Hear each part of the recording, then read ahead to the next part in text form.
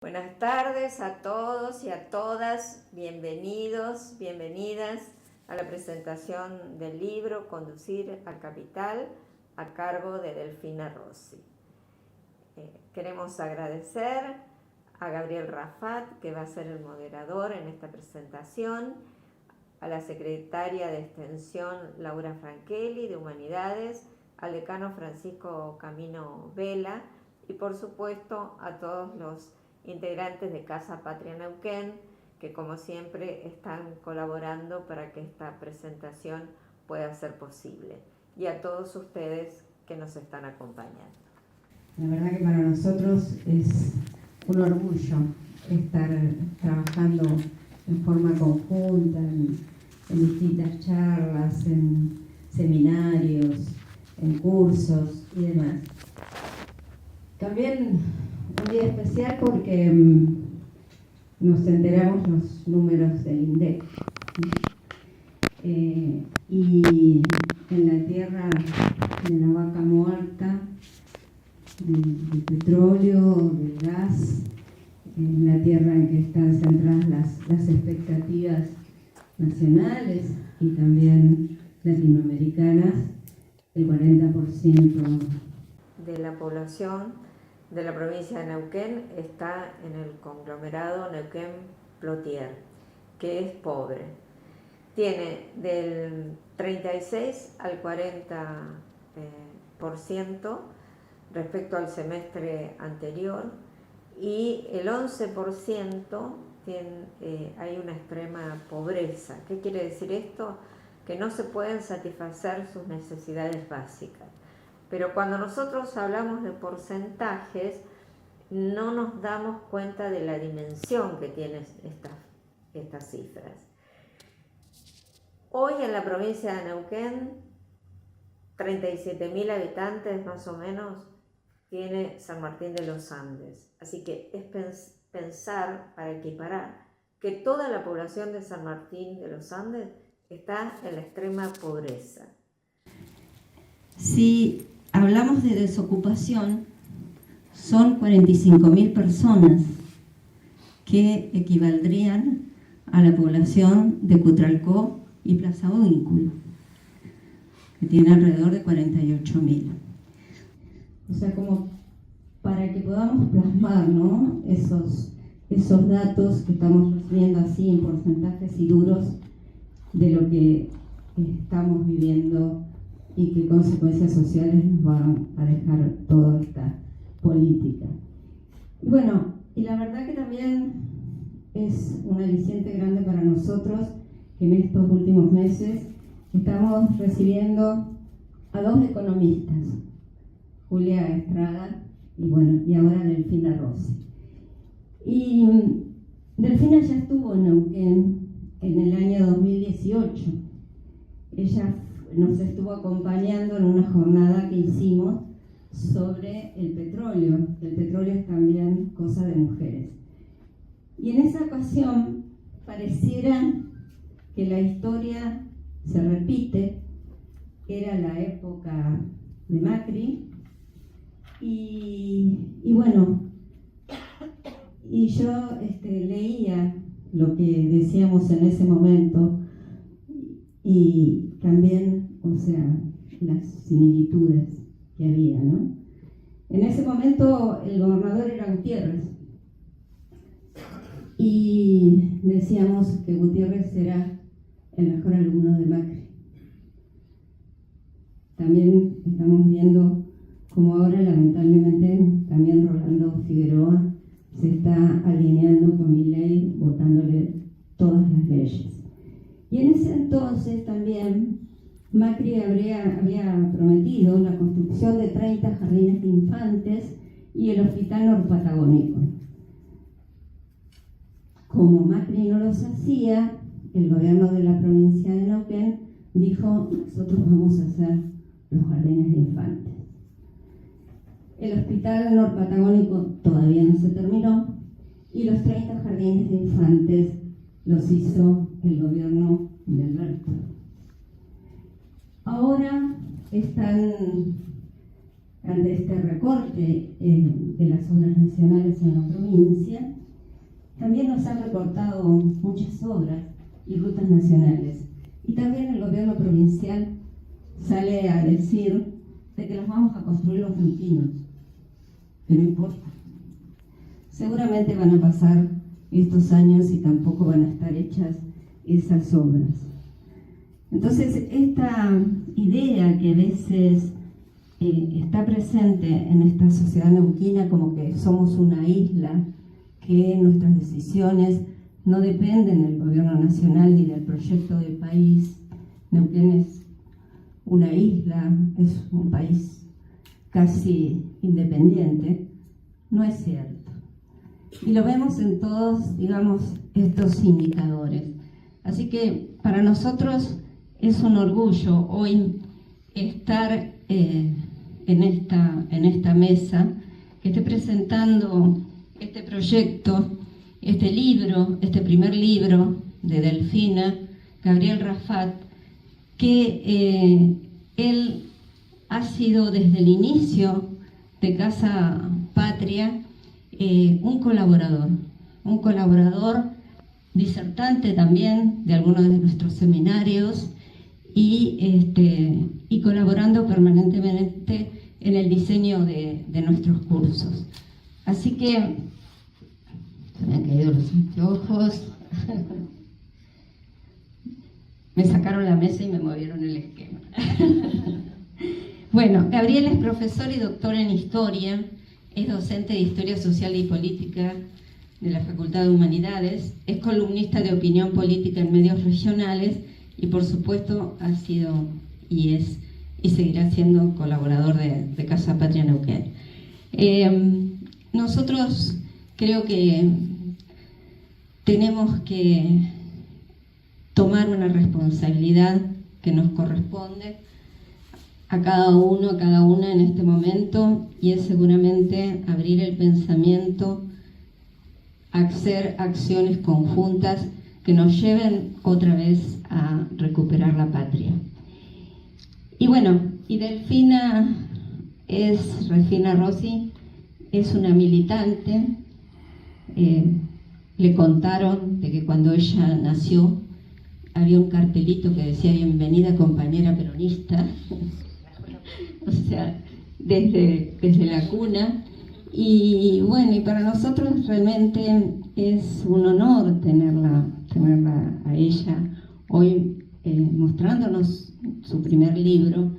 Y bueno, le voy a dar la palabra a Gabriel para que sea Gabriel quien la termine de presentar en toda la larga trayectoria académica y de militante que tiene. Gracias.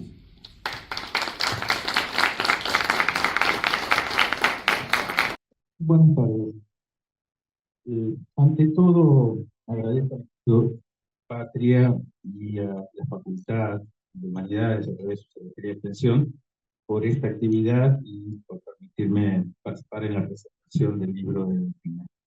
El contexto lo tenemos presente, los universitarios. Delfina es profesora universitaria, en términos de que esta jornada, junto con la de ayer, son parte de medidas de fuerza que estamos tomando en función de los problemas presupuestarios y de una política que está en marcha y que seguramente, bueno, tendrá allí otro capítulo a partir del próximo 2 de octubre con la marcha que están convocando todas las organizaciones ligadas al mundo del malestar, y que esperamos que tenga una respuesta similar a la marcha de abril de este año. Bueno, me toca presentar a Delfina y no solo voy a comentar algunas cuestiones de su trayectoria académica, sino hacer algunas breves consideraciones respecto al libro que tenemos aquí. Recién veo el libro, es un lindo libro, porque tenía el formato en papel, ¿no es cierto?, y lo digital. Bueno, Delfina Rossi es una joven, una joven licenciada en Economía, recibida en la Universidad de Barcelona, con varios posgrados en instituciones prestigiosas, tanto europeas como norteamericana, que actualmente sigue estudiando, digamos, formándose en el área de posgrado, y a su vez es docente de universidades nacionales, en particular la Universidad de Avellaneda, y también ha dictado cursos en varias universidades y cursos en posgrado. Bueno, ha tenido una actividad importante en la gestión gubernamental. Actualmente es integrante del directorio del Banco de la Ciudad de Buenos Aires. No creo que sea por el oficialismo de la ciudad, no, definitivamente. Lo cierto es que cuenta tanto con formación como trayectoria y experiencia para ofrecernos un futuro como el que hoy ella va a presentar. Y quiero hacer algunas menciones respecto a este libro. En todo caso, a la idea de que tenemos un texto de estudio y no la academia. En todo caso, diría que la parte de la academia, ella es parte, es protagonista, sí tiene un texto, y aquí está. Para los cientistas sociales es un texto importante que debe ser considerado. Sin duda cuenta con una narrativa precisa, concisa, con capítulos breves, que eso permite una lectura diferente, a modo de informes de situación. Aunque seguro que a la autora le interesa más por su aporte a la conversación pública, y eso es lo que importa. Y dentro de esa conversación está dirigida al debate entre quienes están identificados con el proyecto político, que es parte de uno de los peronismos realmente existentes, el peronismo kirchnerista. En todo caso, es el tipo de peronismo que apunta a una relación particular entre el Estado y el mercado, tema que es central al libro, y plantea un vínculo con una historia pasada, pero no tan lejana, la del primer peronismo, y las discusiones que tienen que ver con el desarrollo de aquellos tiempos. En ese sentido, la autora se mete en un tema, digamos, que sigue siendo tabú para muchos historiadores peronistas que hacen historia del peronismo respecto a los problemas que ese primer peronismo tuvo, sobre todo en términos del desarrollo, ¿no es cierto? Que bien nos recuerda Delfina a aquel gran economista, Aldo Ferrer, que ciertamente era un especialista en teoría del desarrollo, así se le llamaba entonces, la buena discusión teórica, muy lejos de la fórmula elegida por quien se hace llamar especialista en crecimiento económico con o sin dinero, cosa que no, yo sigo preguntándome qué es eso, pero bueno, en tu disciplina se preguntan más. No hay duda que el texto de Delfina aborda la problemática que algunos dirían esencialistas acerca de qué es y qué no es el peronismo. Debate que ya tiene sus textos autores, conocemos al antropólogo Alejandro Vinson, o fuera del centro académico, de hecho y dicho en otro lenguaje por Pedro Saborido. Eh, Aún con ello quiero detenerme un minutito en la relación entre conversación pública y texto de estudio, cuestión que tiene una relevancia enorme para el tiempo que corre, porque la autora nos propone hacer del estudio, o sea, la lectura crítica, contrastada, informada, el alma, la verdadera alma de la conversación pública. Una conversación que nos aleje del brutalismo, término que no me pertenece, creo que debe rizarlo, que nos impone la comunicación y el relato del actual equipo gobernante. Brutalismo y negación de la crítica y la información contrastada propia del actual presidente. Brutalismo que nos propone algo más que brutales modales, sino desinformación y falseamiento del devenir histórico. Ciertamente, el estudio y la conversación pública que nos plantea Delfina va hacia un campo disciplinar que hoy en Argentina está en tensión, sobre los logros del pasado reciente y las acciones de este hoy y las consecuencias para el futuro. Hablamos o conversamos de economía política, una disciplina que puede estar falsamente orgullosa porque ha logrado lo que parece imposible en nuestra historia reciente, ha impuesto un presente, algo en lo que siempre soñaron, al menos lo que cultiva la ortodoxia económica. Delfina pertenece a la heterodoxia y creo que son más humildes, no tienen pretensiones de, al menos por ahora, en ese sentido, yo que soy historiador, nunca hemos logrado tener el acceso a una vicepresidencia, y así no fue con Chacho Álvarez. Delfina nos propone discutir con los parámetros de esta disciplina, pero también con la historia. Eso es lo que me gusta por ser historiador. Esto tiene un parecido, su libro tiene un parecido de familia, un volumen diferente, mucho por como ella prefiere, memoria y economía política van de la mano. Finalmente quiero decir que el texto que presenta Delfina es una obra pequeña en sus dimensiones. Yo la vi más pequeña porque la tenía en un texto muy pequeño en su formato. Pero como muchos de los buenos textos que forman parte de la discusión pública, como hace más de medio siglo el CEAL con su biblioteca política, o más recientemente Capital Intelectual, con sus textos que también muchos de ellos son sobre economía o de temas de economía política, pero que también con otros textos que surgieron en tiempos donde asomaba el retorno del neoliberalismo. Y bueno, cuando tenía su primer retorno después de la noche de la dictadura, de los 90, con Macri en 2015, cuando antes Alfredo Zayat había publicado Economía contra Mago, Amenazados, el miedo a la economía, pero también Claudio Perlita había editado en 2016 exactamente La recaída del programa. Texto de Augusto Costa, Todo precio político. Hablamos de libros breves pero intensos. El trabajo de Delfina creo que pertenece a esa estirpe de libros. Bueno, es el momento del final.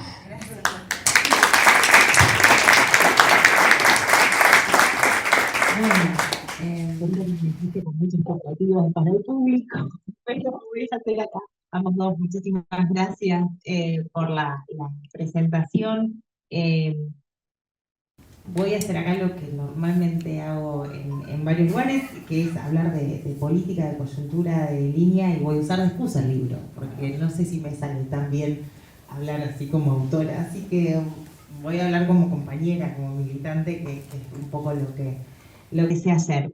Así que, primero, por supuesto, como docente universitaria, mi solidaridad con la lucha, la verdad que principalmente a los y las estudiantes del movimiento estudiantil están acompañando a los docentes en legítimo reclamo, pero en donde también estamos dando así una batalla cultural importante, donde muchos estudiantes, tanto compañeros más jóvenes, seguramente también se cruzan en sus pasillos, en las aulas, con una discusión de por qué parar y si todos estamos haciendo el esfuerzo, por qué los docentes y los docentes no nos ajustamos también un poquito más.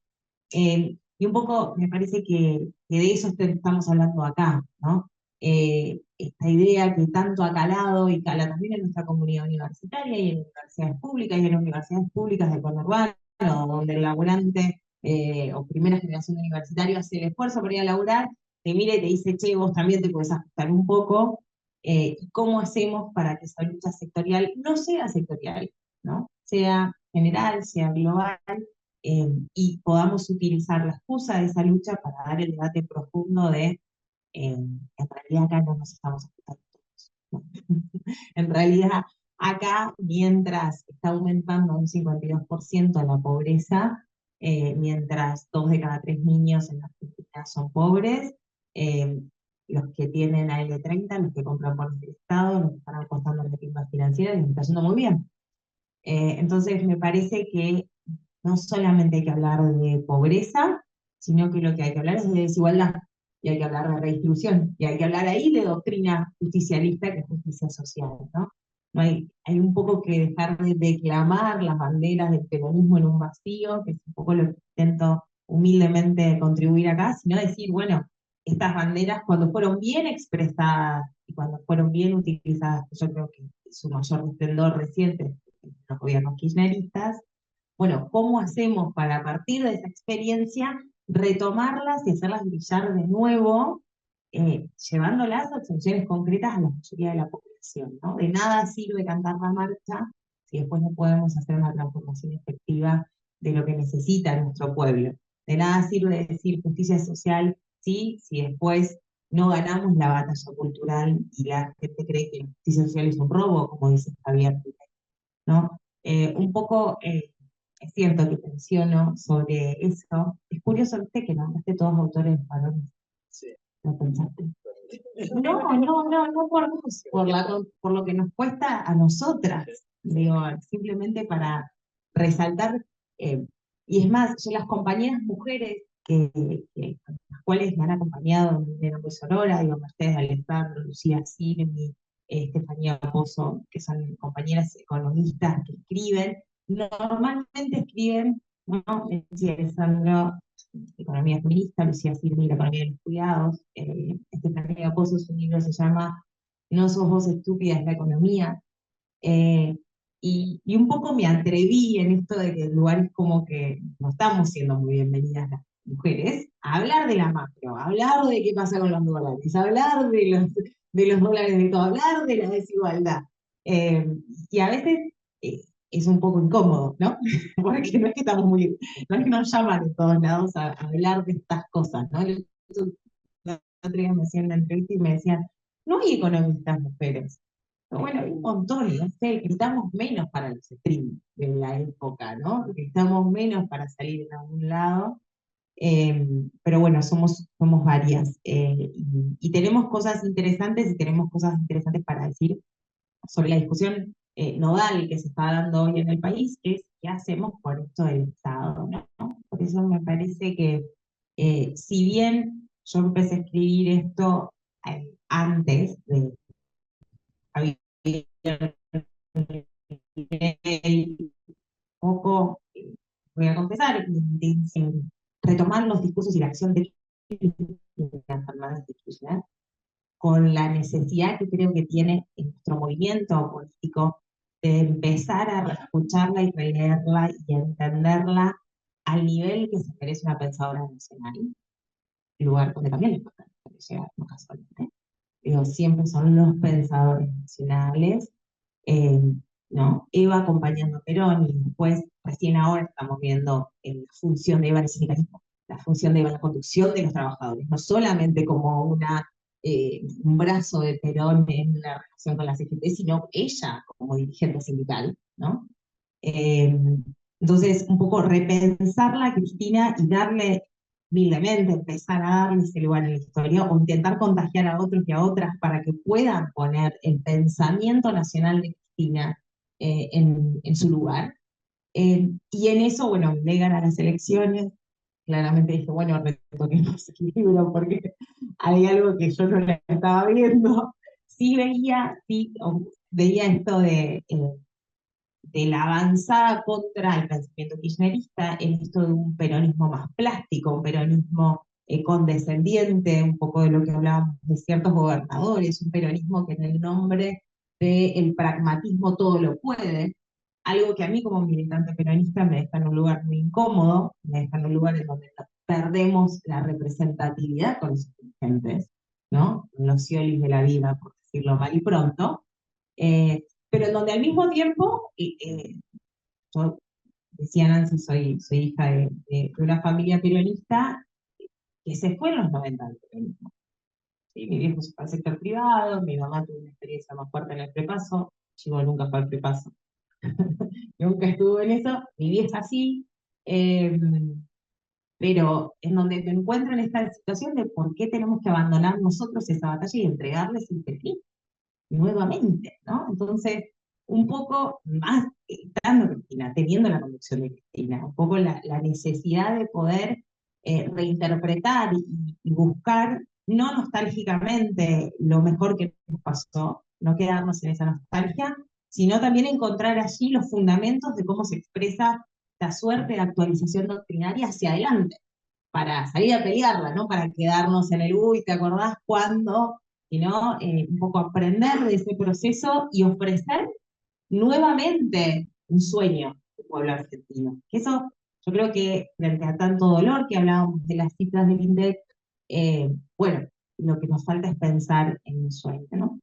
Y ahí, bueno, empecé un poco a incorporar la mirada de Milei, y hay un capítulo muy breve que lo esbozo, porque es una idea que cuando terminé el libro, vieron que los libros son como los trabajos prácticos, tesis doctorales, se quedan al cierre, ¿no? La mejor tesis es la que se entrega, se dice. Yo todavía debo la tesis doctoral, pero me han dicho que la mejor tesis es la que se entrega. El libro pasa un poquito lo mismo, siempre es mejorable, pero bueno, había que darle un cierre.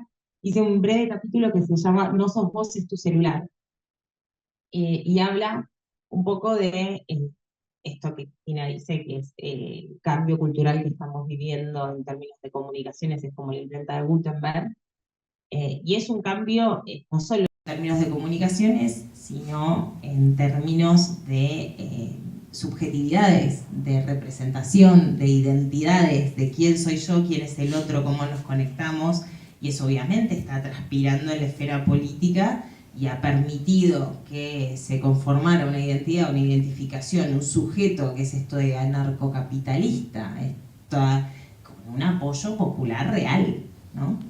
Digo, yo me acuerdo en la campaña electoral decíamos, ¿son bots o es genuino? Las redes sociales de Milei eran genuinas.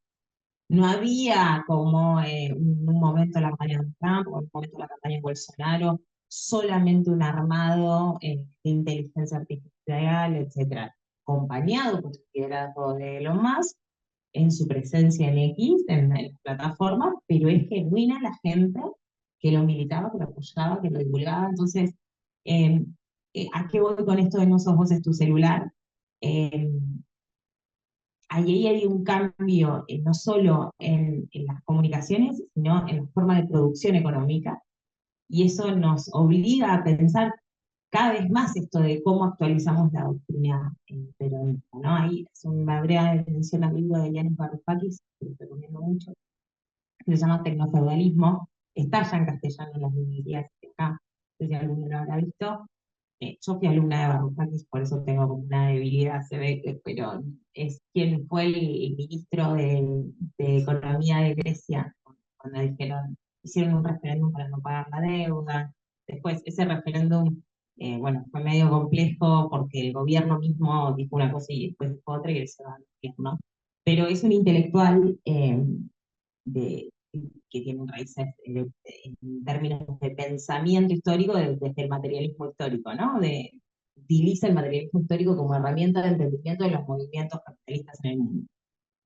Cosa que a mí, siempre digo que el marxismo me parece brillante para comprender las ideas, no para solucionar ningún problema, por eso creo que soy peronista, pero en términos de comprender qué es lo que pasa en el mundo, explica el poder de estos nuevos, de lo que llama el capitalismo de las grandes plataformas, los señores tecnofeudales. ¿Y por qué dice que son tecnofeudales? Dice, bueno, la gran cantidad de riqueza que se genera en el mundo ya no se genera porque se produce, sino porque nosotros usamos redes, usamos contenidos, dando nosotros nuestros datos, nuestra información. Nos sentamos en el sillón a scrollear la pantalla. Hay estudios que dicen que tocamos más veces el celular que un ser humano, tipo a tu gato.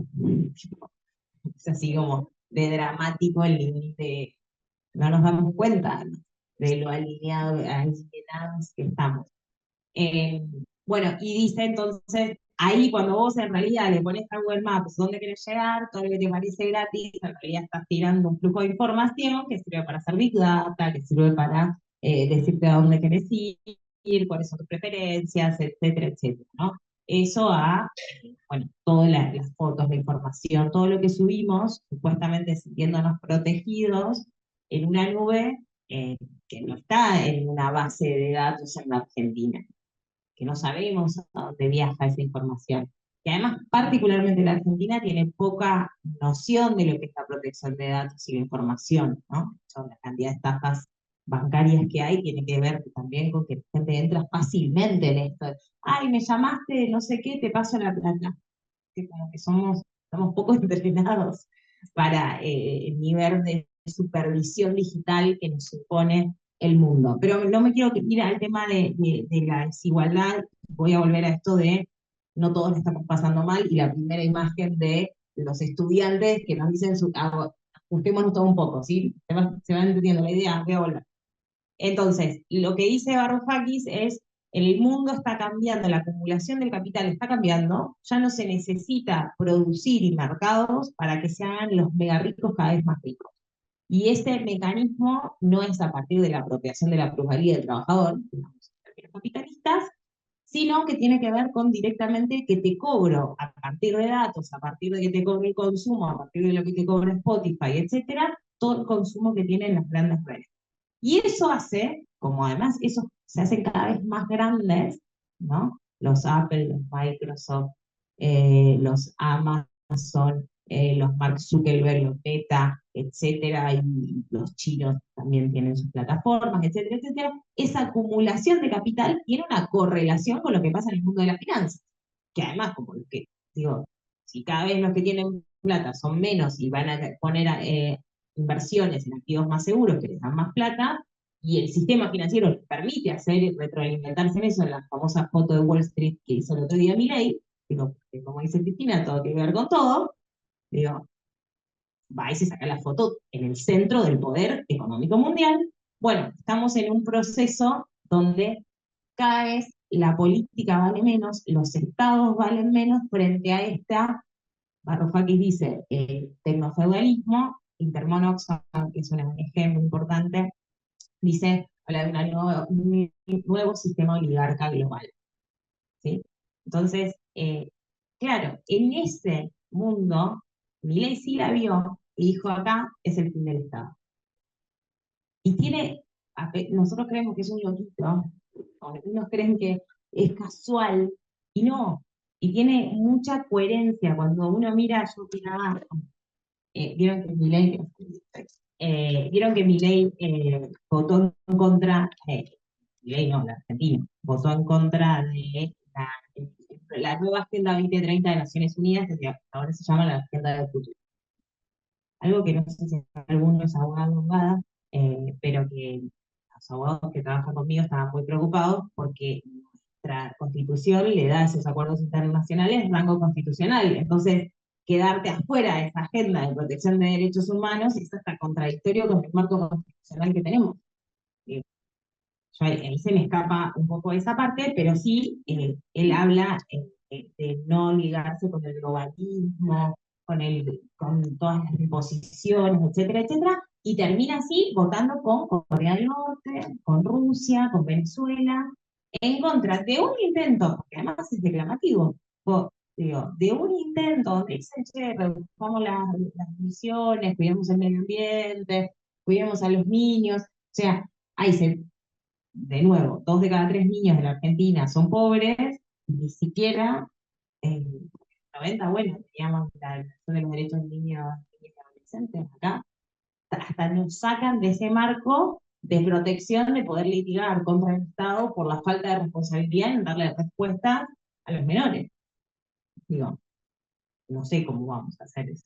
Pero bueno, en ese marco, Intermon Oxfam saca una publicación en donde recuenta esto de la oligarquía global y dice que el 1% más rico del mundo tiene más riqueza que el 95% de la humanidad. ¿Sí? Y estos ultra ricos, obviamente, utilizan los poderes que tienen en sus empresas para conseguir que les bajen los impuestos, que le permitan fugar plata, transferir de un lado a otro, y obviamente que son los que manejan todos los procesos de reestructuración de deuda soberana. Todo, y digo, hacerme reír sola, y digo, pero en este contexto donde los ultra ricos tienen tanta concentración de poder, hasta el FMI parece un enemigo. Digo, ¿se entiende lo que digo? Lo digo, es paradójico. Así como terminamos defendiendo el capitalismo nacional, porque el avance global que viene de ultraconcentración es total, y entonces en el FMI, bueno, por lo menos son estados. Lo que pasa es que cuando rascas un poquito, son estados que son funcionales a estos ultra ricos, que no es que están defendiendo tampoco la acción de Naciones Unidas, la acción de la propuesta de los países africanos de que haya un poquito más de impuestos para las grandes corporaciones mundiales. Digo, entonces nos encontramos en este sistema, y para que esto también es un dato que dice Intermon Oxfam que me parece súper importante, que es que la Argentina en promedio, tiene más pobreza que el promedio de pobreza mundial. En el mundo hay un 46% de la población mundial de pobres, son pobres. La línea de la pobreza a nivel mundial se pone en $6,85 por día. No sé si alguno por ahí se acuerda que antes era $2 por día, ¿sí? Eso se actualizó porque hubo inflación en dólares, hasta en 6,85. El 46% de la población mundial, ¿sí?, vive con menos de $6,85 por día. Y Argentina tiene más gente por debajo de la línea de la pobreza. O sea, estamos peor que el mundo en términos de pobres, ¿no? Y esto pero me interesa que no hablemos solamente de los pobres, que hablemos de los ricos, porque es la otra cara de la moneda, ¿no? Entonces habla de que la concentración, además del poder corporativo, tiene que ver con las farmacéuticas, con la agricultura y con la tecnología, ¿no? Dos empresas controlan el 40% del mercado global de semillas y el 75% de la publicidad digital se concentra en tres grandes tecnológicas, ¿sí? Aumentaron de 1975 al 2019 los beneficios corporativos en total se pasaron del 4% al 18% del PIB global. Digo, el nivel de concentración es total y tuvo un quiebre también en la pandemia del COVID-19, en donde se aceleró el proceso también de poder de las grandes farmacéuticas, el poder de las empresas alimenticias y todo lo que tiene que ver con inteligencia artificial. Porque todo ese proceso, no, bueno, lo deben haber visto, cualquiera que mire un poquito de publicidad, de repente todo Samsung, iPhone, etcétera, ya sacaron las nuevas metas, los nuevos lentes, etcétera, todos los nuevos dispositivos para que ya en tu casa sea todo con un asistente de IA. Y eso genera, insisto, no solo un cambio en los puestos de trabajo, dígase, los call centers, lo más probable es que en 2 años no existan más, porque en vez de tener un call center vas a tener agentes de inteligencia artificial que hasta te van a poder hablar, no te van a desplegar un menú de opciones. Te van a decir, hola, ¿qué tal? Sí, te reconozco la voz, ¿cómo estás? ¿Cómo está tu gato? Bueno, porque además los entrenan en la inteligencia artificial para que sepa que tenés un gato, digo. Y a ese nivel en el medio están las personas. En el medio está la dificultad que tenemos para socializar, para sobre todo tener empatía, porque la inteligencia artificial es muy útil para que perdamos inteligencia emocional y tener empatía. Y sin empatía, obvio que la justicia social es un curro. ¿Se entiende? A ellos les cierra por todos lados. En el nuevo orden económico mundial, les cierra por todos lados, Milei. Eso es lo dramático de esta situación, ¿no? Entonces, la realidad es que cuando uno mira para dónde fue el mundo, para dónde viene el mundo, claro, y recoge lo que ha hecho el kirchnerismo, claro que fue una amenaza. Si Elon Musk quiere venir con Starlink y nosotros propusimos alza. Y si nosotros, y Néstor y Cristina recompusieron el plan de energía nuclear para que la Argentina tenga creación por el gobierno nacional en la moneda de radioisótopos, que son la primera parte de la medicina nuclear que después sirve para los tratamientos de cáncer. Debo toda la explicación científica, ¿no? Siguen la idea económica, ¿sí? Claro, si el poder los tienen las Bayer del mundo, las grandes farmacéuticas, los Pfizer del mundo, ¿no?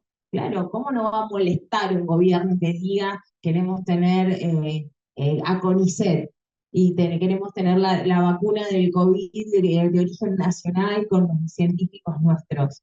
Claro que molesta. ¿Cómo no va a molestar esto que tengamos satélites propios, que tengamos internet propia, que controlemos dónde están los datos del gobierno nacional? ¿Sí? Milei dejó entrar, no solo se saca las fotos con Elon Musk cada vez que lo ve, más con esta cosa bizarra, porque es lo más tuitea que quiere invertir en Argentina, pero no invirtió un peso, que toda además toda empresa deja las cosas, pero a su vez dice, bueno, voy a comprar AM30, genera toda una burbuja financiera que es muy dañina para la economía argentina, pero a su vez también Peter Thiel, que es otro anarcocapitalista, que está detrás de PayPal y que es uno de los promotores eh, eh, de los bitcoins y de las blockchains y de las monedas digitales. Bueno, también estuvo 2 veces en la Casa Rosada. Y dicen que Sturzenegger, yo no lo tengo verificado, pero que Sturzenegger parte del mecanismo de regulación del Estado lo hace con barridas de inteligencia artificial, donde tiene que regular, etc. Entonces, eh, es enorme lo que estamos viendo. Digo, no es, yo creo que a veces eh, es un mecanismo de defensa, ¿no? Evidentemente, porque hay que sobrevivir a esto, a este nivel de shock, pero realmente el aumento de 10 puntos de pobreza tiene que ver con el nivel de shock. Lo pueden hacer porque también nos están bombardeando por todos lados. Digo, no porque sea un pueblo sumiso y que no conoce sus derechos y no se puede organizar y porque no existe el peronismo, pero es que es enorme. Digo, es normal que todavía estemos procesando parte de esta información. Además, porque está siendo así en el mundo. Digo, el nivel de disciplinamiento, de shock, de golpe que se genera con la población, un mundo que también está en guerra, ¿no? Con ataques que vimos en el Líbano, que están impensados, ¿no? Que tiene que ver con la inteligencia artificial, con un ciberataque, y que con que se te penetre, digo, que además eran dispositivos que ni siquiera estaban creados en Líbano, producidos en otro lado, que Israel hackea no sé cómo, los dispositivos de seguridad, y que vos te fuiste a dormir y dejaste tu celular o tu viper o no sé qué al lado de tu hijo y lo prendió fuego. Digo, hasta ahora el marco era, hay un bombardeo, suenan las alarmas, me meto en un refugio antimisiles. Nunca viví en una zona de guerra, por suerte, algo que valoramos poco en este país. Algo que valoramos poco en este país. Digo, no viví nunca ahí, pero había una lógica, es como la transformación, ¿no? Que uno lee de la guerra de trincheras, acá estoy a ver me va a poder corregir, a lo que ha sido después los bombardeos, ¿no? Siendo la guerra civil española uno de los primeros escenarios donde se testean los bombardeos antes de la Segunda Guerra Civil, de la Guerra Mundial, perdón. Estamos en una transición tecnológica, yo creo que muy fuerte. Y me parece que la política tiene que hablar de eso. Digo, yo sé que por ahí están todos con cara. Ahora viene la parte positiva, les prometo. Les prometo que digo esta la noche. Tranquilo. A mí, les voy a ser honesta, a mí el entender cosas intelectualmente me genera más tranquilidad que cuando no entiendo. Entonces, pero bueno, es nada, una deformación profesional, digo. No me genera simplemente angustia. Digo, bueno, ok, si puedo entender más o menos por qué nos pasa lo que nos pasa, también salgo de la chicana política de que todo lo que nos pasa es porque el fulanito se equivocó, el fulanito hizo esto, y tal, no sé qué. Es muy básico, y me parece que nos quedamos contándonos las costillas entre nosotros en vez de ver qué es lo que quiere la Argentina, qué es lo y además qué como movimiento social y político, ¿qué le podemos proponer a la Argentina para que la Argentina le proponga algo? ¿No? Yo creo que ahí nos falta cierta autoestima y ambición de poder pensarnos no solo como una reacción y en esto de, yo lo decía, cuando perdimos el gobierno, digo, la verdad a mí me cansó mucho el posibilismo del gobierno. Por favor, no traslademos el posibilismo del gobierno nacional al posibilismo de la militancia. Por favor, basta. Hagamos militancia, militemos y propongamos un proyecto político que salga de lo posible. Y el peronismo cuando gobernó en serio, salió de lo posible, salió de los marcos.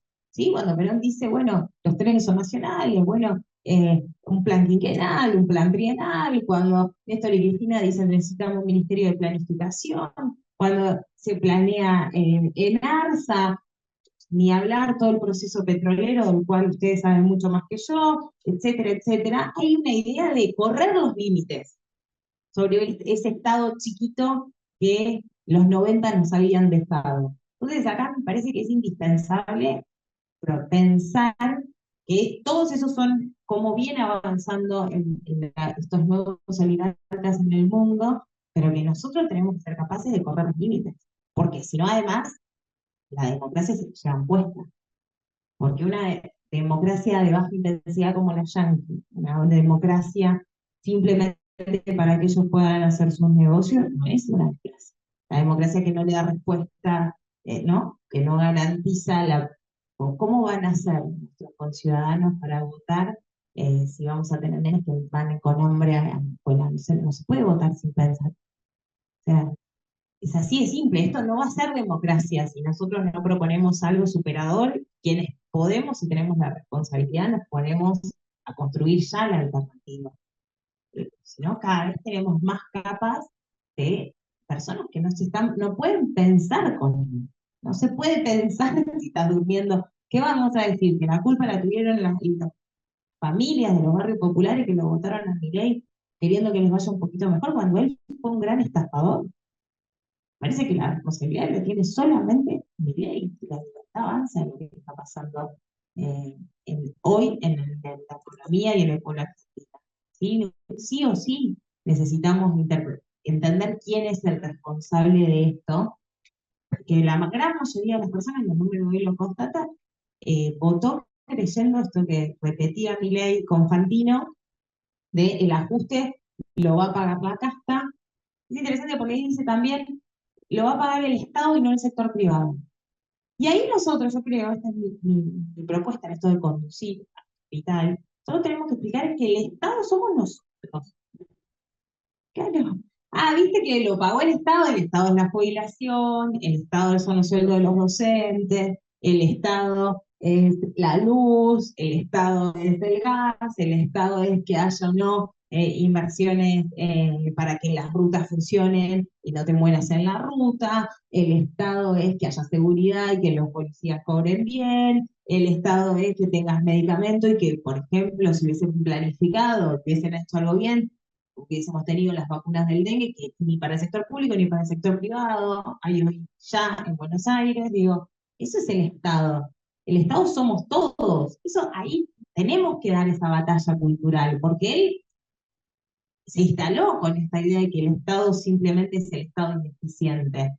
Y para recuperar un Estado presente a favor de las mayorías, los primeros que tienen que defender el Estado son las mayorías. Son las mayorías.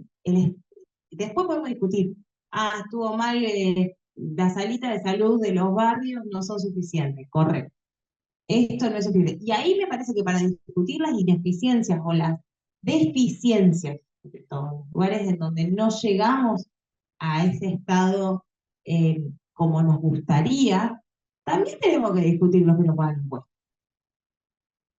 A mí también me gustaría que tengamos todas las universidades con mejores instalaciones, mejores sueldos, docentes liberados para hacer investigación. ¿Por qué no ganan las universidades de Europa y de Estados Unidos? Simplemente porque pagan la investigación. Nosotros hacemos investigación con suerte mientras haces 20.000 cosas más. Imposible tener la misma investigación. Te pagan trabajo de campo, te pagan que viajes, te pagan que entrevistas, te pagan esto. Y acá bueno, pero no con suerte competimos un montón gracias al talento argentino y la vocación y la voluntad. Ahora, para que exista el mejor calidad, hay que redistribuir mejor las empresas y los que... Hay que hablar que no puede ser que sea un 52% de pobreza y a nosotros nos dé vergüenza decir que tiene que haber un aporte a las grandes fortunas. Tiene que haber un aporte a las grandes fortunas. Esto es un escenario de emergencia similar a la de la pandemia. Los que son privilegiados de este sistema tienen que pagar un aporte a la grandes fortunas. ¿Hasta cuándo? Y me parece que como la pobreza que al 30% nos ponemos de acuerdo. Soportamos un 30% de pobres. No es óptimo, pero pongámosle.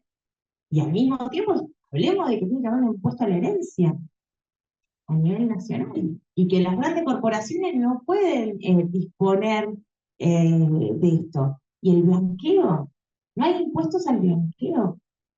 Entonces el blanqueo está permitiéndole que ellos mantengan el dólar en los famosos AL 30 y además te expliquen, está yendo bien. No, voy a Wall Street y además los mercados funcionan bien. No, no. Hay otros factores financieros de los cuales podríamos hablar, pero ahí me parece fundamental que defendamos esto del rol del Estado. Si no, ellos ganan muy fácil esa batalla cultural. El enemigo, en definitiva, es enorme. La desigualdad en el mundo se va ampliando y también la desigualdad en Argentina, porque este mundo esta oligarquía global de los mega ricos, de los ultra ricos, de los dueños de estas grandes corporaciones que ni siquiera antes registrábamos, eh, bueno, les es muy funcional en Javier Milei. Además, lo miran justamente para ver si pueden exportar este modelo, al igual que hicieron con Pinochet y con Videla, que estuvieron, primero vino la escuela de Chicago acá, a hacerlo acá, con la sangre del Cono Sur, con la escuela de las Américas, y después le dijeron a Thatcher y Garriga, bueno, fíjate, más o menos. Ah, claro, pero primero lo probaron acá. Entonces, ahí hay un proceso que es funcional a estos ultra ricos de Javier Milei. La careta se le está empezando a caer. Yo creo que eso está bueno explicar que la mayoría del pueblo argentino fue engañadísimo a votar por una mejora social que no le está dando Javier Milei, pero me parece que como proyecto político nos vamos a quedar muy cortos si no somos capaces de formular desde el peronismo, desde el kirchnerismo, un proceso de empoderamiento popular donde haga que realmente volvamos a ser el campo nacional, popular, democrático, feminista, decía Cristina, con orgullo de volver a poner a nuestro pueblo de pie en todas sus formas, ¿no? Y para eso necesitamos un Estado que yo creo que conduzca el proceso capitalista, porque en algún punto, así como decía, a veces entramos en esta paradoja y parece que frente a los de las cripto, es bueno el FMI, bueno, frente a esto, de repente tenemos que salvar también al capitalismo nacional, ¿no? Y nos vemos en esto, nosotros obviamente cantamos el peronismo combatir al capital para ganar mayor participación del salario, todo para que los trabajadores y trabajadoras ganen más con sus salarios continuamente frente a la codicia del empresariado, pero también hay que conducir el proceso. No solamente hay que, los trabajadores tienen que comer un pedacito más de la torta, sino tenemos que saber cómo agrandar la torta, hacia dónde agrandarla, con quiénes, con qué sectores, con qué mundo, con qué alianzas internacionales, y lo tiene que hacer la política. Y Cristina tiene un discurso brillante, una apertura de cuestiones que lo tengo en el libro, pero ahora no recuerdo el año, creo que es en el 2010, 2009, después, cuando estalla la crisis del 2008-2009, en donde dice, acá, señores empresarios, acá tienen una presidenta que se hace cargo de la situación, ¿no? Y que pone al Estado a disposición para paliar la crisis internacional, pero le dice, pero acá volvió la política. Ustedes vengan, hablemos, veamos cómo, le dicen los empresarios, pero acá la que volvió es la política. No es un gobierno de las corporaciones, es un gobierno de la política, ¿no? Y me parece que eso es lo central que necesitamos recuperar para que efectivamente sea un sueño colectivo, ¿no? Y ahí tenemos terrenos, porque yo creo que la gente está agotada, agobiada. Lo que pasa es que efectivamente este combo de shock viene de la mano de la antipolítica. Entonces, a veces nos cuesta. Pero sí, sí, yo creo que si hablamos de lo que realmente sucede y de lo que la gente necesita ir soñando y cómo las alternativas se van a construir de manera conjunta, me parece que vamos a poder volver a mejorar el polvo sentido de nuestro proyecto político. Muchas gracias.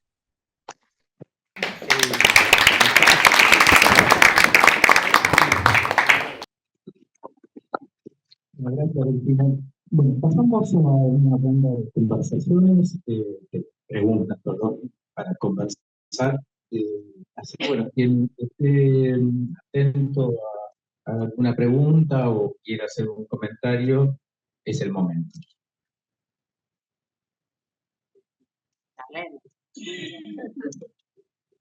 Que de hecho podríamos prescindir del micrófono. No, porque lo estamos grabando. Está grabando, ¿cierto? ¿Qué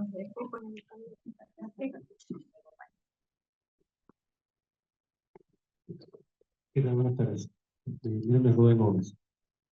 Eh, Buenos elementos, lo que recién, muy multifacéticos. Y bueno, una cosa que yo quería plantear, que creo que se entienda bien, eh, bueno, eh, la mayor parte de la gente, del pueblo, que votó, digamos, votante, eh, prácticamente no tiene formación ciudadana, cívica. No digo política porque sería mucho pedir.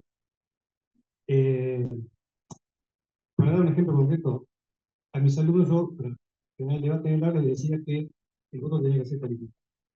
Entonces, por supuesto, se estaba vencedor. ¿Y cómo se hace? Yo tenía que ser la Secretaría de Gómez, ¿no? ¿Qué es un diputado? Y de verdad que no tengo mucha idea. ¿Qué es un senador? Uno que come todas las noches. No, mire, si usted para manejar un auto tiene que hacer un curso, demostrar que sabe, y después le damos la licencia, para votar usted tiene que saber que es un diputado, que es la República, qué división de poderes, etc. Que es el Estado de... Votar es obligatorio. Si usted ahora vaya a su curso, en 10 días, en semana, lo que sea, y si lo aprueba, va y vota. Y si no lo aprueba, va a pagar una multa y va a tener que volver a hacer, porque sigue siendo obligatorio de voto. Con eso los chicos empezaban a entender que había una importancia en la política. Vivimos desde siempre, desde cuando el capitalismo dijo, bueno, ya concentré suficiente, pero ¿qué me limita mi tasa de ganancia? Y me limita la tasa de ganancia las políticas, las regulaciones sociales. ¿Y quiénes las hacen? Los políticos a través del Estado. Entonces los enemigos son el Estado y la política. Lo hemos visto desde siempre. Pero cuando hemos estado en el poder, no hemos tenido una política para ir en grupo. Una cosa que es notable, ¿cómo no aprendemos en el medio ¿no? ¿Cómo no aprendemos y caemos en la trampa que nos pone el enemigo? Cuando ellos hablan en estos tiempos, con que han captado la atención de la gente, además del despeinado y todas esas cuestiones que hacen en el medio, que ha hecho, siguiendo manuales bien pensados, ellos hablan de la libertad, ellos hablan de conceptos que no dicen el socratismo, hablan de filosofía. Entonces no dicen neoliberalismo, dicen las ideas de la libertad. Nosotros no decimos justicialismo, decimos peronismo. Cuando una persona que no sabe nada de política escucha la palabra peronismo, tengo que explicarle sobre la base de una persona. La persona sí es discutible. Pero la ideología no. La ideología es debatir. Me parece que deberíamos empezar a hablar de justicialismo y decir, el justicialismo en la etapa de Perón, todo caso fundador o primero, pero fue el que hizo más cambio, el justicialismo en la etapa de Néstor y Cristina, el justicialismo en la etapa de Menem, que no fue justicialismo, ¿por qué no? Creo que eso sería un aporte que nos serviría para poder hablar desde el llano, no con la contracara, porque ¿quién inventó el término ismo? ¿Quién empezó a hablar de peronismo, de albertismo? ¿Quién hablaba? TN, Clarín, es decir, y nosotros, me parece, no nos damos cuenta, lo reconocemos. Eso es un punto que me parece importante. Y lo otro que me parece importante es lo que dijiste recién, la batalla cultural. Es fundamental. En este recinto, nosotros lo discutíamos cuando venían estas figuras, nosotros nos reuníamos con el senador Zapal, con el Martínez González, secretario de Tierra. Por ejemplo, Darío nos contaba la idea del plan estratégico energético. ¿Por qué no tomar la avanzada en ir a la energía no convencional? Porque no tenemos la capacidad de producir, no tenemos que estar lado para hacerlo, porque tenemos todo ligado a la muerte. Y dijeron, perfecto, es probable. ¿Cuándo lo salís a explicar en una conferencia de prensa al país? Estaba Guzmán todavía en el libro, Guzmán de un lado, si quiere estar en el mejor, pero vos en el centro explicando esto, porque está formidable, se entiende fácil, lo explica muy bien, pero la gente no lo sabe. Y ese creo que es un defecto fundamental. En el gobierno de Cristina también fue un defecto.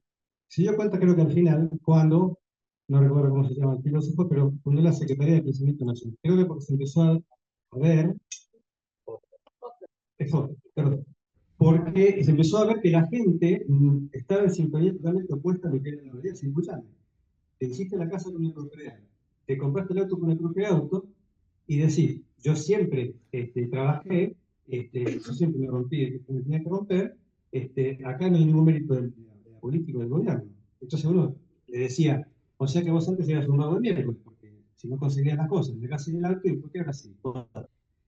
Entonces, la importancia de dedicarle, que la gente sepa, estamos 224 años, que son, disculpen que no saquen bien la cuenta, atrasados, porque en el prólogo de la traducción del francés al español que hizo Mariano Moreno, del contrato social, están las palabras que decía siempre Gata Torre, ¿no? Si cada hombre no sabe lo que vale, lo que puede, lo que se debe. Ahora, ¿quién le va a enseñar a cada hombre lo que vale, lo que puede y lo que se debe?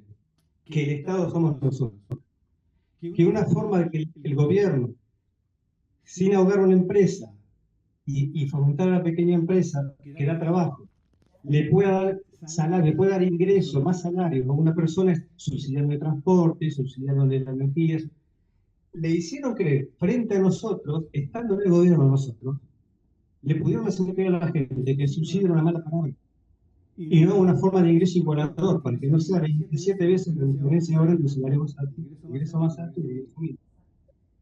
Así que me parece formidable la discusión que vos abriste, me parece seguramente que el libro que ahora nos vamos a llevar, espero que sean las cantidades, ¿no? Bueno, cuando podamos y cuando podamos, pero te agradezco por el libro, te agradezco por la visita y por los conceptos que persiste como permite abrir esta discusión. Muchas gracias.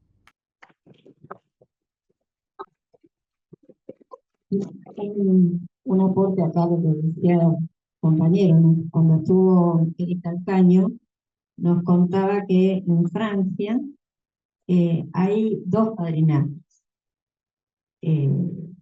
Uno que tiene que ver con lo religioso y el otro es un padrinazgo que tiene que ver que quien lo asume se compromete a darle formación ciudadana.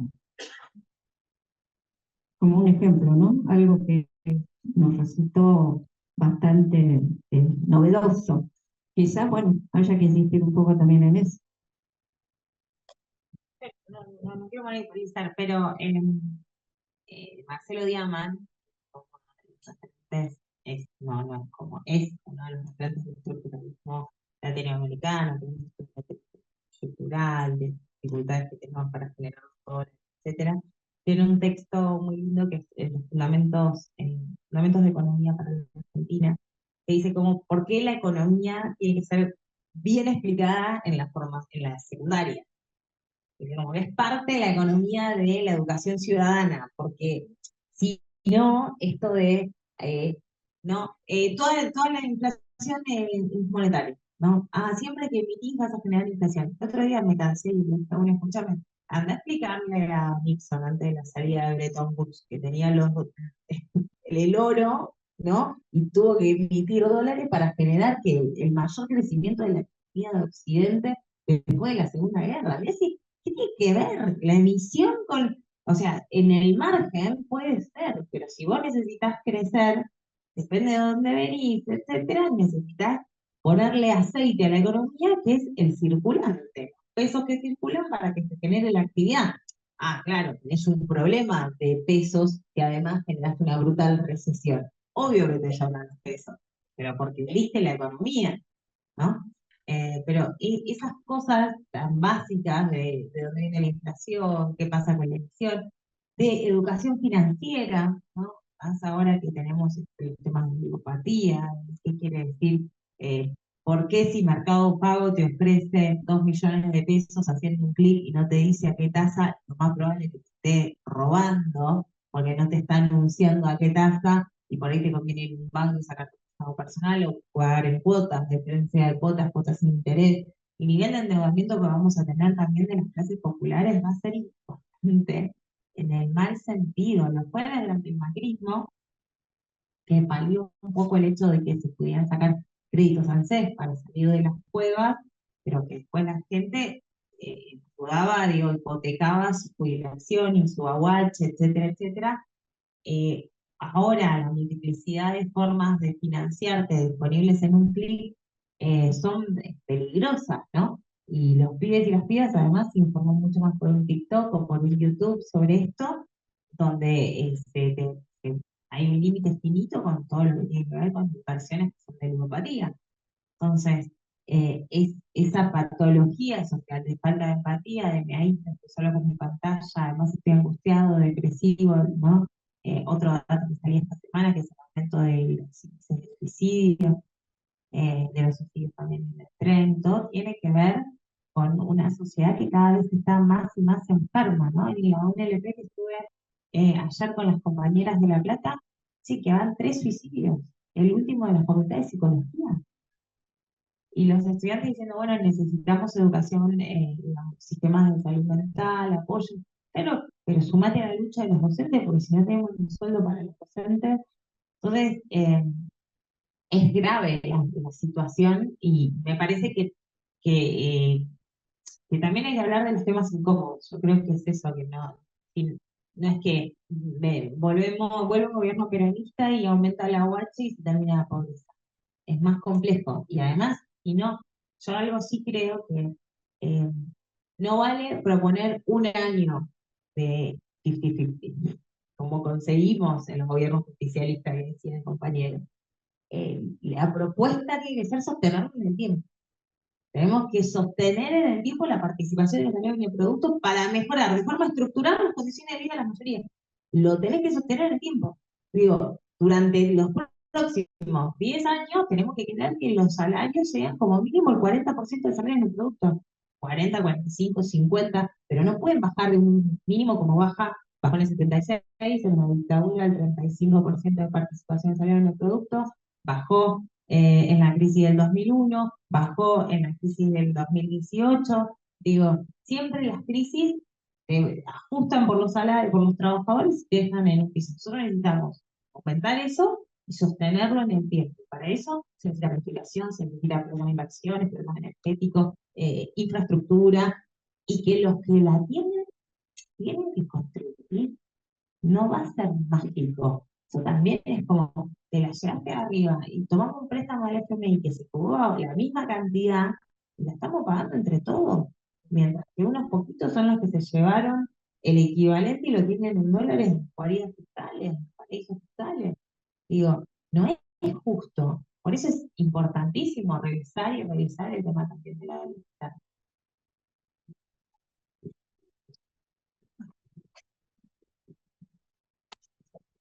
¿Qué tal? Buenas noches. Muchísimas gracias primero por la invitación y por poder participar de esta instancia. Mi nombre es Verónica, yo soy de Cipolletti, venimos con mis compañeras y mañana vamos a contar con tu presencia en nuestro lugar. Y bueno, sí, también teniendo en cuenta lo que dijo el compañero, y después de tantas cosas, ¿no? Porque nos llevaste a muchos planos. Perdón, ¿no? Está bien, sí, sí. Eh, Me quedo por ahí compartir con esta palabra que es la micropolítica. Por lo menos nosotras, desde nuestra militancia, que es exclusivamente territorial, eh, asumimos ese compromiso, el de la micropolítica, porque es teniendo herramientas de las cuestiones macro, mundiales o indicios, nos planteamos de cómo compartirlas con nuestras compañeras, con nuestros compañeros, ¿sí? Y con los chicos, como decían, de qué pasa hoy. Y tomamos ese camino, que es en el que nosotras podemos aportar con nuestra militancia, es la micropolítica, es poder charlar de todas estas cosas en otros lugares. Y bueno, eso es lo que venimos haciendo ya hace un par de años. Y bueno, también aportar a esto de qué pasa con los jóvenes. Yo tengo un hijo de 3 años que ya está en la cuestión laboral y mi hija de 14. Más allá de esto, el otro día estaban en casa con una amiga, vos estabas ahí también, y empezaron a ver lo que gastaban, ¿viste? A través del Mercado Pago, que es lo que tenemos los padres y las madres para que ellos por ahí puedan manejarse, y decían, ¿cuánto gastamos en agosto? y empezaron a comparar. ¿Y cuánto gastamos en septiembre? ¿Qué pasó que lo que gasté en julio? ¿Y dónde lo gastamos? Digo, ellos tienen también herramientas como para poder analizar, y digo, ¿qué pasa con nosotros adultos por ahí de ir llevándolos a que la economía y todo eso que ellos viven se vincula intrínsecamente con la política? Y nosotras como militantes sostenemos que la política sigue siendo la herramienta para la transformación nuestra y de nuestro país. Así que bueno, en eso estamos. Así que bueno, muchas gracias.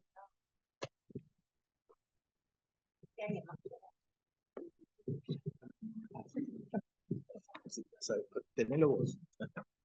Hola, bueno, gracias por estar acá en Neuquén nuevamente. Mi nombre es José Barrili. Y yo quería un tema que por ahí no se habló cuando dijiste lo del impuesto a las grandes fortunas, el tema de la vivienda. Si no se puede también trabajar con el tema de las viviendas ociosas, que por ejemplo en Alemania, no se cree que están todos súper bien, con el gran problema habitacional, se puso un impuesto y tuvieron que poner a disposición viviendas, porque acá en el es terrible la falta de vivienda que hay. No solo en Neuquén, creo que en todo el país. Entonces, por ahí digo como una cuestión que nuestros políticos tendrían que tratar de llevar adelante, de cómo vos podés hacer llegar esto en lugar tuyo de trabajo, si hay créditos en este momento para la vivienda o no, puede procrear. Lo que hubo fue terrible. El tema, ¿cómo era? Claro, lo están haciendo esos créditos, lo único que hay en vivienda. Esa era un poco la pregunta. Gracias. Acá tengo yo creo que tengo esta tendencia de pensarlo primero en términos macro y después vamos a ver qué hacemos, ¿no? Pero el problema que tenés es que la vivienda se ha dolarizado y es un activo que ha servido de refugio, de ahorro de una parte de la población argentina, y obviamente es la contracara de se llama también extractivismo urbano, el extractivismo que tiene que ver con las grandes riquezas que generan, por ejemplo, las empresas acá. Todo el mundo tiene esa la torre de Pampa en Buenos Aires, ¿no? La de Pampa, que está en el medio del microcentro, o otros, los edificios que están en Puerto Madero, ¿no? Eso es el excedente de riqueza de las grandes corporaciones, tiene un correlato con la desigualdad en el territorio urbano. Ese es el concepto de extractivismo urbano. Digo porque es interesante para ahondar, que es experta en el tema. Pero tiene que ver con la desigualdad también de las corporaciones. Entonces, si vos abordas la desigualdad en todo su conjunto, desde cómo se origina y también la participación de los salarios, la generación de empleo, también tenemos la obligación de, frente al avance de la inteligencia artificial, de pensar qué quiere decir hoy generar empleo. Ahí entran todos los trabajos de cuidado, los trabajos de salud mental, de colectivos, de formalizar nuestros comedores, nuestros centros de atención, nuestros jubilados, etcétera, etcétera. Y ahí empezar también el proceso de redistribución de renta. Al mismo tiempo, insisto, como ha sido un activo de ahorro, eh, que se te aumenta la desigualdad de lo que pagas de alquiler y poder comprar una vivienda, básicamente cuando tu moneda pierde valor. Cuando el peso pierde valor, los activos dolarizados siguen en dólares y vos cada vez ganas menos, necesitas más pesos para pagar una alquiler. Entonces tenés un problema propio de la economía bimonetaria para la solución de la vivienda. Necesitamos fortalecer la moneda, ¿sí? Y que esos activos dejen de ser activos de ahorro, que en eso es interesante que la población argentina pueda ahorrar, bueno, tampoco es plan de penalizar no sé, al pequeño ahorrista en la clase media que se compró un monoambiente y que necesita con ese ingreso vivir o complementar una jubilación, porque muchos pasó eso, ¿no? Que fueron estafados, que no tienen una jubilación digna, estaban cobrando la mínima, que son 280.000, ahora la mínima, más o menos, 290. Acá Sí. A 320 personas. Bueno, la verdad que si cobras eso y tenés un monoambiente que le estás alquilando 500.000 pesos, ni siquiera llegas al millón, que muchas veces es más o menos lo que necesitas para. Digo, es tampoco para penalizar. ¿Cómo hacer? No ¿Se entiende, penalizar. no? No, yo no digo penalizar de ninguna manera. Lo que digo es, porque no estamos hablando de que tiene 2 o 3 propiedades, Exacto. estamos hablando de los grandes. Exacto. Ahí Otro dato que daban es que vos antes necesitabas de tu sueldo el 25% para Sí. alquilar y hoy un 40%. Eso está bien. Que Por no eso, se está diciendo vos digo, ahora. yo me decís, Se ¿cuál, como, desvaloriza. si yo, no sé, por arte de magia, mañana me toca alguna cartera relacionada con vivienda, primero que me encargaría de primero. Digo, ahí hay como la necesidad inmediata de subsidiar el alquiler. Digo, facilitar. Y después vería cómo ir con los grandes desarrolladores urbanos, quienes son los dueños de la tierra, y también están impuestos a las tierras ociosas y al agro. Eh, a los grandes latifundistas. Porque digo para de nuevo, ver quiénes son los que tienen la plata de verdad, ¿no? Porque mientras nosotros queremos que el que tiene 2 departamentitos pague los impuestos, la hago escondido, si soy, ¿verdad? No, Y la da alguien. que estaban perdiendo plata, los que habían puesto Ah, sí, la adenda de las exenciones impositivas. Sí, con la baja del turismo. Sí. Ay, pobre, equiparon todos los departamentos y ahora no los pueden alquilar porque no hay turismo. Claro. Estamos hablando de esa grande. Que ahí hacía para tocar, Sí. que nunca se tocaron. Sí, e insisto, digo, también tenemos que ver cómo le facilitamos a la gente a empezar a ahorrar en algo. Puede ser UVA. Digo, si vos podés ahorrar en UVA y después comprarte una casa en UVA, digo, necesitas un activo que no pierda contra la inflación. Digo, lo que pasa es que hoy el UVA, así, en el medio, con estos niveles de desigualdad, la realidad es que puede ser el último decil de ingreso. Yo pongo toda la población, la divido en 10, solamente el 10% más rico, con suerte, agarra un UVA. Para que se den una idea, en la ciudad de Buenos Aires, que si alguien quiere comprarse un departamento de $80.000, necesita juntar ingresos promedio de 2.500.000. Si no, no es ni puede ser un crédito. Más el 25% que tiene que tener, más ingresos fijos, más estabilidad, más antigüedad, digo, pero es para un sector muy reducido. Si hay alguien que cobra menos que eso quiere sacar su UVA, se está colgando se va a ahorcar, no está bien, digo, porque es un instrumento financiero hecho para una élite. De nuevo, estamos financiando entre todos la capitalización de una élite. Bueno, qué sé yo, depende, vienen los grandes, seguramente vienen el gremio de petroleros acá y me dicen, a mí me sirve el comentario. Entonces, ahí un comentario. Estuvo acá con el seminario. Estuvo en Retiviale, en el seminario que hicimos antes con Patria, que trabaja en activismo urbano, y cuando salimos de acá, yo me tocó llevarlo al hotel y me dice, mirá todo lo que es el Hilton, y toda la cantidad de luz está apagada. Yo también doy extractivismo urbano, no lo había notado. El Hilton tiene muchísimas luces apagadas. ¿Qué significa? Aunque sea un poquito con esto, hay mucha especulación, que no te lo puedo referir. No, nada, para ir Bueno, muchas gracias a todos por la presencia. Mañana hay una actividad con Chipolete, pero también nosotros queremos invitarlos a la movilización del 2 de octubre.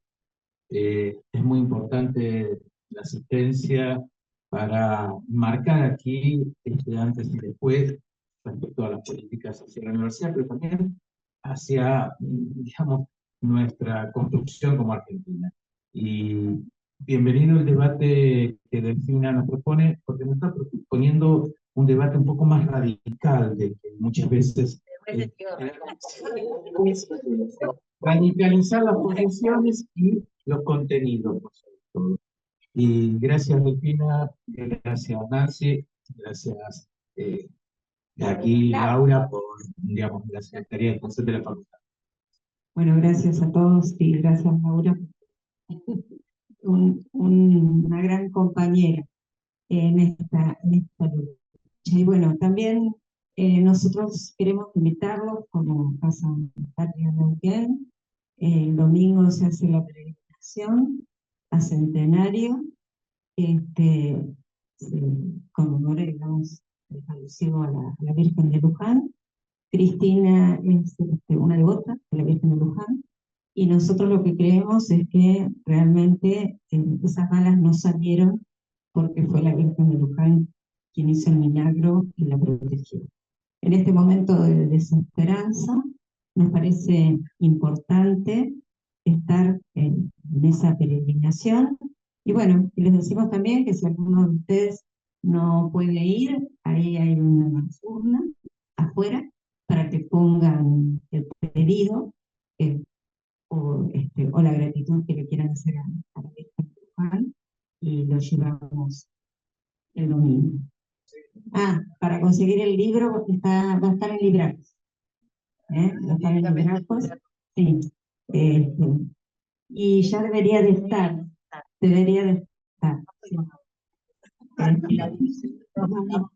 Mañana.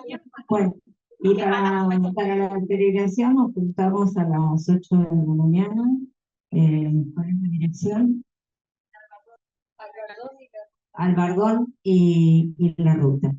Y bueno, y el 2 nos vamos a ver de las calles apoyando a la universidad. Bueno, gracias a todos y a todas.